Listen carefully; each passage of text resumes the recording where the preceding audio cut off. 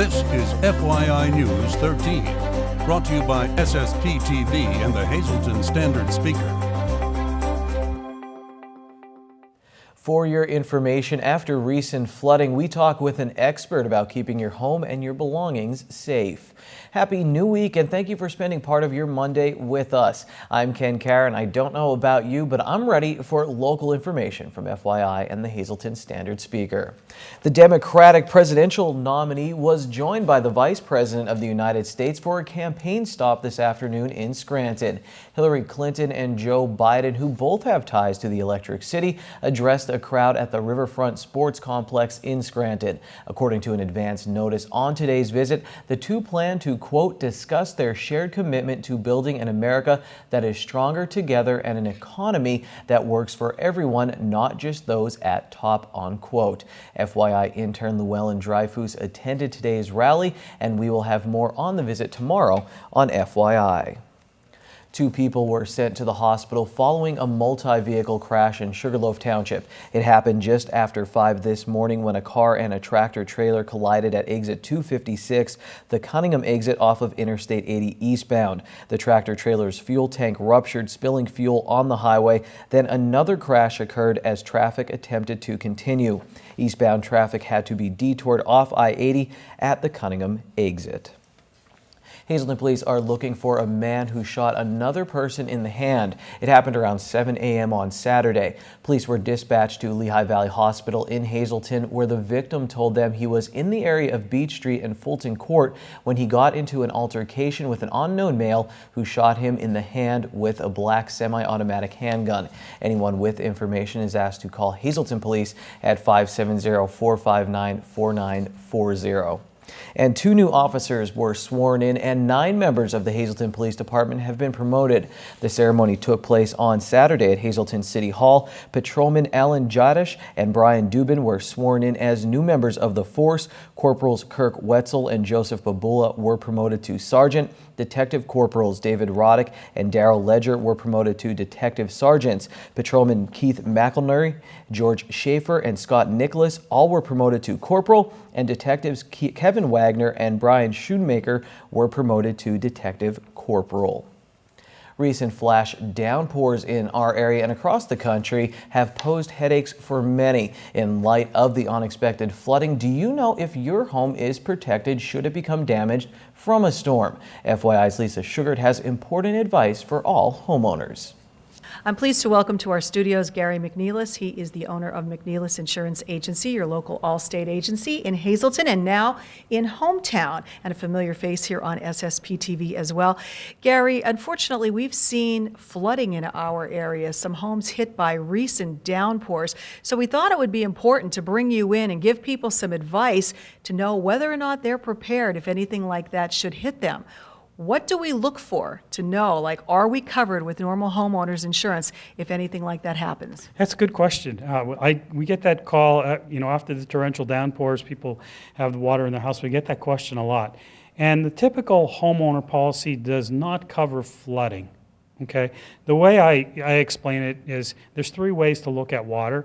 One would be coming in from the top.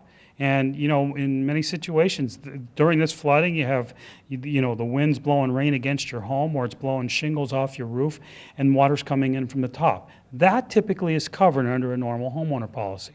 Then the second way would be water seepage. Coming in the basement, maybe you have a sump pump in your basement, and water has it backed up because it's not powerful enough to suck all that water out. So you're getting flooding in your basement. I say flooding, I want to be careful of that word. You're getting backup in your basement, so it can do some damage. It can ruin your heater. It can ruin if your basement is finished. You may have some things that are wrong. That is something that would be additional coverage. That's the thing called water and sewer backup.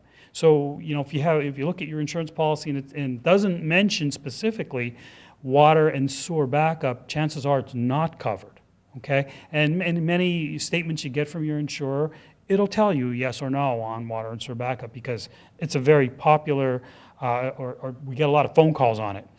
Runs typically $80 to $100 a year in addition to your normal insurance policy premium. Third part is your actual flooding. And flood insurance is something that is not covered under a regular homeowner policy. In fact, flood insurance is specific to a thing called National Flood Insurance Program. You can purchase it through your agent.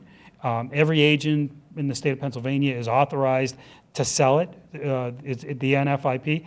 All the rates are the same, but I will tell you it's very, very expensive. And it's very limited on coverage. There are many things about flood insurance people don't know. Sort of like, you know, if the house next to you or one of the houses next to you wasn't flooded, you may not have coverage. Or if water didn't reach your first level of the house, it may not be covered. So there are many limitations. And the most common question on that one is it expensive? Today it's very expensive because, you know, it's written, you have to think of it as adverse selection on our end. We're only getting the people who really need it to purchase it. So, you know, the funds aren't there to cover all of the risk that, you know, that's out there. So to wrap it up, what do we say? What's some advice you have for our viewers out there? What should they do in case they're worried they're ever in that situation? You know, Lisa, I'm like a broken record. First thing I always tell people, go get your policy, pull it out, look at it. Make sure, you know, do they have, is there things in their basement that could be damaged? And if they're damaged, what would happen? Like their heating system, or they remodeled their basement. If that's a necessity that be covered, that's under water and sewer backup. If they're not in a flood-prone area, make sure you have that kind of coverage. And if not, pick up the phone, call your agent, and talk about it. Know how much it's going to cost. Know the pros and cons, and then make a decision whether it's worth it to you and your family to take on that risk. All right, great advice from Gary McNeilis from the McNeilis Insurance Agency in Hazleton and now in Hometown. Thanks a lot. Thank you. Thanks, Lisa. A more than 100-year-old tradition continued yesterday at Most Precious Blood Church in Hazleton. Each year, the highlight of the Madonna del Monte Festival is the annual procession. Yesterday, the tradition continued as the religious procession made its way through the northwest section of the city. The procession began after the 10 a.m. Mass with a statue of the Madonna escorted from the church and placed on a float. Parishioners, church families, and the faithful followed behind carrying candle houses as part of this annual tradition. If you couldn't find a car you liked at the 23rd annual Great Pottsville Cruise, maybe you're more of a plane, boat, or train person, because with over 300 registered cars, there was something for pretty much everyone. This massive Schuylkill County tradition gets a lot of gas mileage as it runs from morning until night in downtown Pottsville with plenty of food and entertainment. Once again, a Jeep was given away to a Schuylkill County veteran as part of the festivities. Our Sam Lassant Jr. was there getting video for our annual Pottsville Car Cruise special. We'll let you know when you can see that show on SSPTV. Coming up today on FYI, hear what local coaches have to say about what is sure to be a very different high school football season. Up next, happy birthday, Shenandoah. Happy birthday to you. We celebrate the borough's 150th anniversary.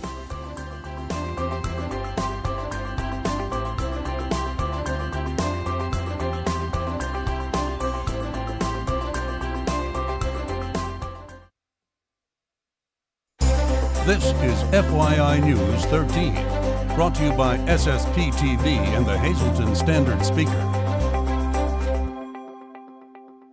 Core Fitness in Hazleton is offering 8 free classes to try during the month of August. That's right, ladies, 8 free classes. Core Fitness calls it their big 8-in-8 deal. This offer is too good to pass up, so gather your friends and family to come out and see why everyone loves Core so much. For all the details, check out Core Fitness Hazleton on Facebook, or you can give them a call at 570-455-7818, or just stop in at 711 West Broad Street in Hazleton.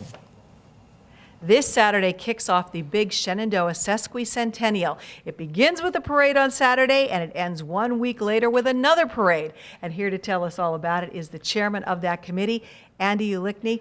Andy, are you ready? Oh, we're ready. We're ready. I think everyone's itching to get at it after a year's worth of planning. We're ready for the kickoff parade, which should be massive through the town of Shenandoah. After the parade, it'll end up in Girard Park. We're going to have ceremonies. We're going to fill the time capsule. A lot of dignitaries. The Shenandoah Valley Alumni Band is going to play. So we're certainly looking at that, and then in the evening, as always, opposite whatever daily events there are, historical presentations and movies to end the night, vintage movies on the themes of the day. Now, you do have themes for every day, so now for Sunday, the theme is? Sunday is 150 years of faith, the beautiful churches in the town and the faith that has driven us. Probably the key event, we're having an ecumenical service up Girard Park in the evening at 6 o'clock. So music, prayer, presentations on 150 years of faith and family. Now, moving on to Monday, what do we expect there? Well, Monday is our Youth Day, and I think this is one of the more exciting. We're looking at all sorts of events, sort of family-oriented, old-time picnic competitions like three-legged races and sack races. We're going to have a petting zoo. We're going to have a bounce house. We're looking at having a canine unit come in and some other animal things. We're even having an ice cream splurge. Yingling Ice Cream is providing us with a treat. So we're certainly looking to Youth Day as one of the feature events of the week. Now, what can we expect for the rest of the week? Tuesday is the arts, 150 years of the arts. And Service Day? Service Day is Wednesday, you got it. My wife is on the committee and she's the chair for that. The outdoor activities, in the morning, we're doing a flag raising with the veterans. Tom Dando is going to speak to them, and I'm sure it'll be very moving. A little presentation just for them with coffee and donuts as well. And when we get to the evening, we're looking at the service of first responders. And how are we ending up the week with Thursday and Friday? Well, with Thursday, we are looking at sort of labor and commerce, and of course we have a lot of interest in that from the coal mining days of the Molly Maguires. Come Friday, it's School Spirit Day. We are going to have a massive pep rally. It coincides with the first football game of the season. So we're shutting down a couple streets uptown. We're going to have the band, the cheerleaders, and everybody. Our committee has bought noisemakers for the game, decorating the town in blue and white. And then after that send-off, we're all heading on to the game and rooting the team on.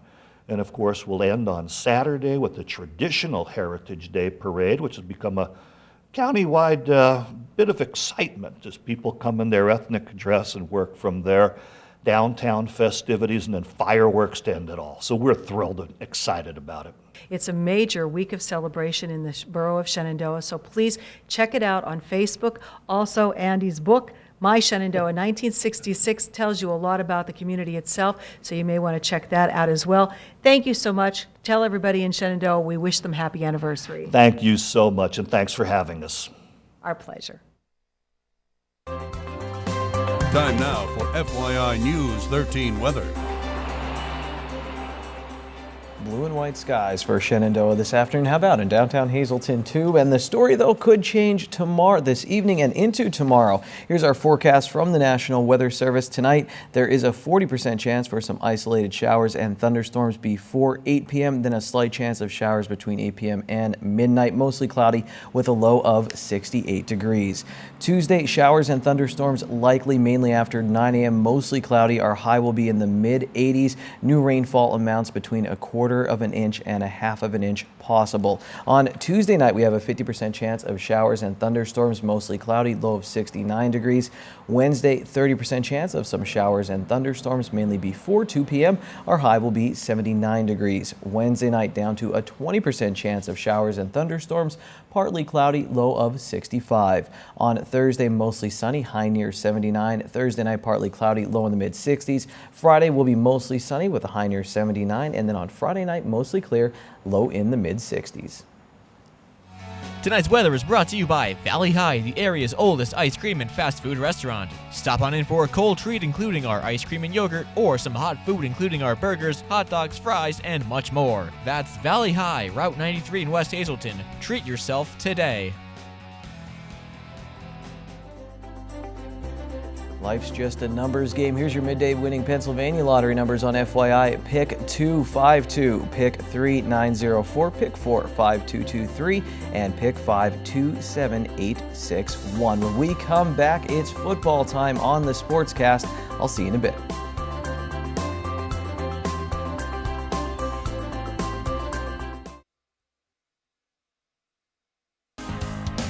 This is FYI News 13 Sports.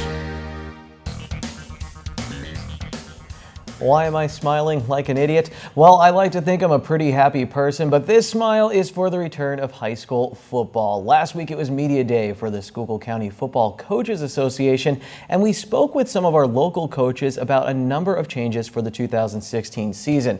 So it's like a whole new world down south. There's no more Anthracite League. We have the Schuylkill League and 2 divisions. The PIAA is also moving from 4 classifications to 6, and the season has been moved up a week, and teams will only have 1 scrimmage this preseason. Stuff that you can't control. I look forward to, obviously playing some of these bigger schools like Pottsville. I think it definitely changes the league up a little bit. As far as the classifications are concerned, it doesn't really affect us too much. Yeah, we're very excited. Being from Monte area, a very small school within our league, we're very excited for the changes. We think it'll be very favorable to schools like us and to Minersville and Shenandoah. So we're excited about that. The last few years have been a battle for us, even with some talented kids and talented teams that we've had. It's been a battle for us playing some of those larger schools, consecutive weeks in a row. We've had kids banged up, after some of those stretches, and it's just very tough for a small school to compete with some of those big kids or those big schools. So we're looking forward to it, and we're pretty excited about it. I think it's going to benefit smaller schools like us tremendously, especially here in the Schuylkill League. Last year we played 5 out of 10 schools that were AAA or larger. So this year we're only playing a couple big schools. We're going to be playing schools the same size as us. We're going to be able to hopefully win some more games. It is what it is with classifications. We're going with the 1 scrimmage and the 10 games. So, our preparation's a little bit different from the summer to this point. And with the new league and the additions to the league, I really like having, the Pottsville coming back into the league and everything. So it benefits us and the big school, small school, I guess all around it benefits everybody.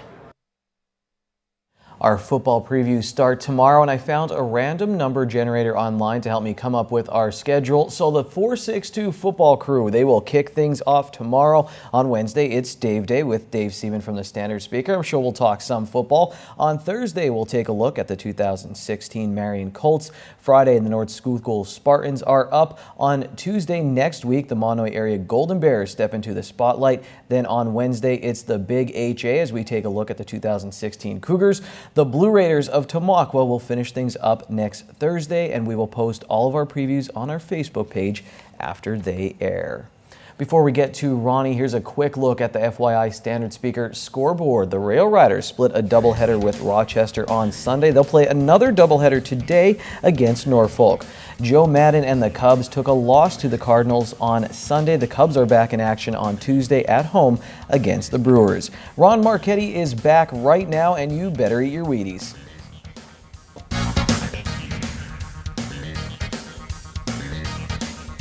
Who was the first athlete on a Wheaties cereal box? Hi, everybody, on this middle of August Trivia Treats Monday.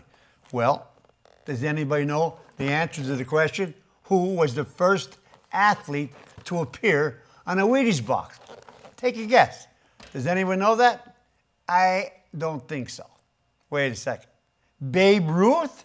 Now, that is a heck of an answer, but no, he was on one, but not the first. How about Jim Thorpe? He was on also, but not the first one. Did I just hear someone out there, I don't believe it, holler, Shoeless Joe Jackson? Mother of God, no! The correct answer, the first athlete to appear on a Wheaties box was Lou Gehrig in 1934.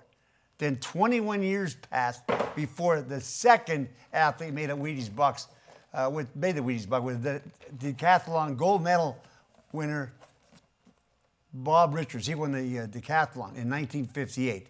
Bruce Jenner also appeared on the box in 1977 and was one of the first official Wheaties spokespeople. Jenner won the decathlon 40 years ago at the Montreal Olympics. Jordan has appeared on a Wheaties box more than any other athlete. Muhammad Ali was second. Before Kerry Strug, who was a former USA Olympic hero, there was Japan's Shun Fujimoto. On this very day in 1976 at the Summer Olympics men's team gymnastics competition, Fujimoto broke his kneecap while performing in the floor exercise. The following day, however, he needed a flawless performance in the rings for Japan to secure the gold. Fujimoto would perform a near perfect routine and absolutely stick the landing, putting pressure on his injured knee. As he grimaced in pain, he held his position for the judges, then collapsed in agony.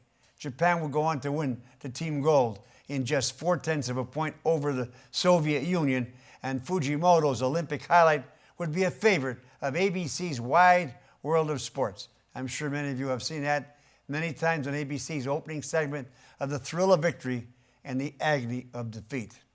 This thrill of victory happened on this day, exactly 40 years ago in Montreal. Finally, this last trivia happened 2 days ago, last Saturday afternoon in New York.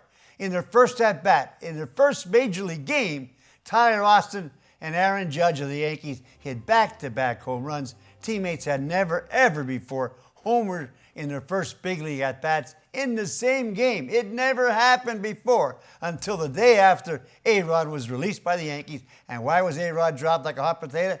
Because the Yankees would have had to pay him a bonus of $4 million if he did hit number 700. He finished with 696, and I'm finished too for tonight. Till Friday, be a good sport and stay loose. Mondays can be a big headache. Well, cheer up with Bottleneck's Little Neck Clam Special, $1.95 a dozen in melted butter. Good evening, everyone, and here's tonight's Talk of the Town report. First tonight, Holy Rosary Parish will be hosting their 100th anniversary golf tournament on Sunday, September 4th at Sand Springs and Drums. Registration is at noon with a 1:30 shotgun start. Cost is $75 per player and includes green fees, Italian buffet, and plenty of prizes. For information, please call 570-579-7411. Our next announcement, Holy Family Academy will be holding a back-to-school jackpot bingo Sunday, August 21st. Doors open at noon with games starting at 1. Admission is $10 for 10 regular games, and they'll be having a $500 grand prize. For info, just call 570-455-9431. And finally, the annual Bella Italia Festival will be held September 17th and 18th at Community Park in Hazle Township. The event is hosted by Hazleton Unico Club and will feature wonderful homemade food, plus crafters, games, raffles, entertainment, and much more. For info, just call 570-579-4179. That's tonight's Talk of the Town. News 13 would like to send sincere condolences to the family and friends of these recently departed. Rosemary Lisnock, formerly of Freeland. Mass is Wednesday at 11 a.m. at the Good Shepherd Church. Friends may call Wednesday from 9:30 to 11 a.m. The McHugh-Wilczek Funeral Home is in charge of arrangements. Lawrence Lisnock of Drums. Mass is Wednesday at 11 a.m. in the Good Shepherd Church. Friends may call Wednesday from 9:30 to 11 a.m. The McHugh-Wilczek Funeral Home is in charge of arrangements. And Anna Crone of Clares. Mass is Wednesday at 10 a.m. in the Church of All Saints. No calling hours are scheduled. The Damiano Funeral Home is assisting the family with the arrangements. Attention pay-per-view subscribers, if you see your name right now on News 13, you'll have 13 minutes to call in and win a free movie from Service Electric Cablevision. Our winner tonight is Todd Eaches of Drums. Todd, if you're watching, give us a call, 570-455-7267, extension 104.